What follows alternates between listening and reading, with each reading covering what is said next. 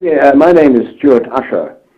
I've been helping Anne for the last 4 years, and it's taken all that time to get this out in the open because the press in Britain will not publish because they have been threatened and had D notices issued forbidding them to publish.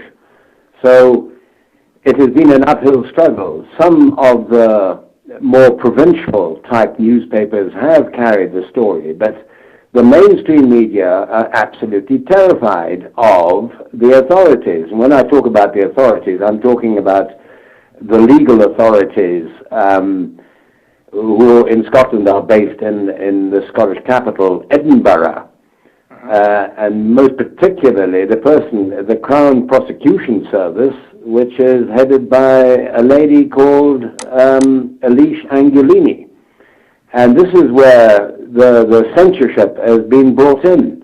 And of course, she was in charge of the prosecutions in Aberdeen in the year 2000 when Anne reported the crimes, the abuse of her daughter by various figures, including a local sheriff in Aberdeen.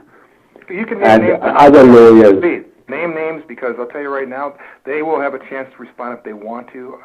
More than likely they won't. Right, okay. All right, I won't name names, but I'll say that sheriff, lawyers, accountants, all the type of people that we have, that I and we as an organization, my organization is called Scotland Against Crooked Lawyers, have been naming and shaming for years and years and years. Actually, funnily enough, from the year 2000.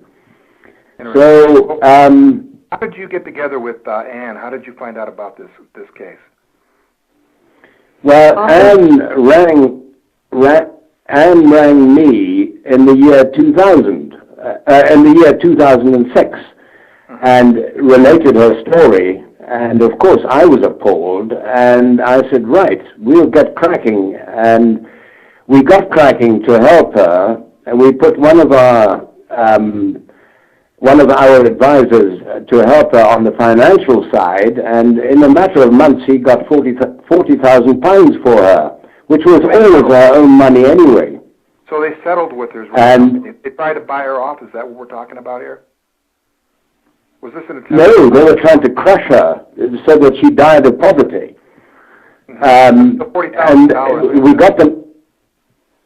we got the money, and then we put another advisor on who is the most excellent man, Robert Green, and he exposed the paedophile side of things. And of course, that is now leaking out all over the world, but not in Scotland, and unfortunately, not in Britain.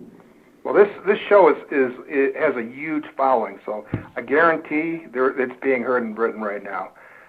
Many of the articles that, I don't know if you've been following our website, Dead Man Musings, but we've been, the article we published about the BBC came out a few days ago, and I understand that they actually did issue something yesterday, it's kind of a statement or something. Well, I would like to make the point that back in 1990, in my daughter's medical records, when we accessed them through Freedom of Information, it was discovered that my daughter had a sexually transmitted disease at the age of 9 that was hidden by the headmaster of the special school that she went to, and also the GP.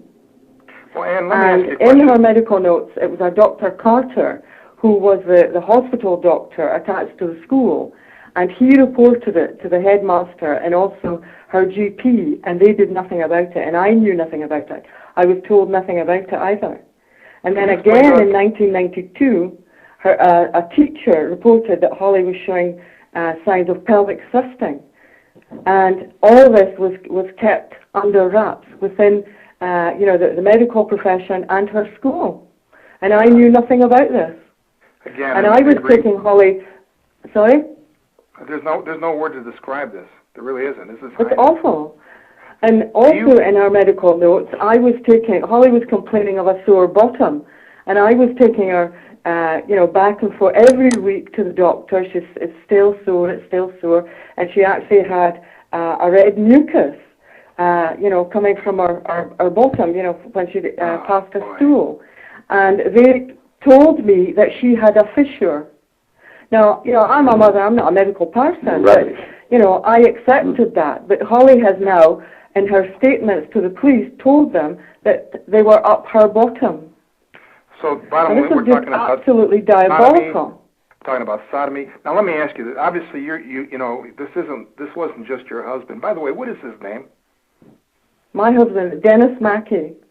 So this isn't just Dennis Mackey we're talking about No. here as a potential perp, and he can come on there and refute this all he wants. But we're also talking about other individuals that were involved as well. Is that correct? Yes, they're all in high-profile jobs. Yeah. So when you say high-profile, we're talking local. Are we talking? We're speaking sheriffs. In Aberdeen. We're speaking firemen, Lawyers. Any connection to Freemasonry? Police as well. Can you tell us the connection to Freemasonry, to the Freemasons, the occult connection? I would say that. Yes, I would definitely say that. Because obviously, Scotland is known as one of the founding places for Freemasonry. It traces back to the Knights Templar, of course, and Richard the Bruce, right? And so we know that Freemasonry has a huge hold in Scotland. And one of the things that I've done a lot of research on linked Freemasonry to the Knights Templar and also to the Illuminati. Are you familiar with the Illuminati, the organization? No. May I interject here? Okay, go for it. I am with the Illuminati, and I'm aware of it. As far as the Freemasonry is concerned, I think I am, you could say, a lapsed Mason myself. I think that the vast majority of Masons, the junior ones, are fine. But I think it's when you get senior, that's when it starts turning rotten, and the top people are rotten to the core. Absolutely. 31st degree, 32nd, 33rd degree. Most individuals don't get past the first 3 degrees. Yes, that's right. That's quite correct. And I think the legal profession in particular uses the Masonic movement as a networking tool on which to advance their own interests and as a form of control.